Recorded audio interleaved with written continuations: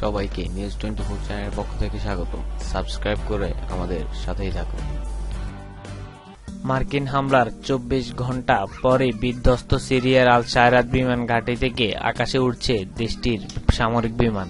Syrian observatory for human rights জানায়, Tomahawk ক্ষেপণাস্ত্র হামলার পর শায়রাত থেকে সিরিয়ার সামরিক বিমানগুলো উড়ে বিদ্রোহীদের নিয়ন্ত্রণাধীন হোমস এলাকায় হামলা চালিয়েছে। সম্প্রতি সিরিয়ার প্রেসিডেন্ট বাশার আল আসাদের বিপক্ষে তার জনগণের ওপর রাসায়নিক অস্ত্র ব্যবহারের অভিযোগ ওঠে। এতে শিশু, নারী সহ শতাধিক মানুষের মৃত্যু হয়। এরপরে মার্কিন যুক্তরাষ্ট্র শুক্রবার সিরিয়ার বিমান ঘাঁটি লক্ষ্য করে টমাহক ক্ষেপণাস্ত্র হামলা চালায়। এদিকে হামলা থেকে বাঁচতে রাশিয়ান সামরিক যান এবং সদস্যদের নিরাপদে থাকার বার্তা দেয়া হয়েছে।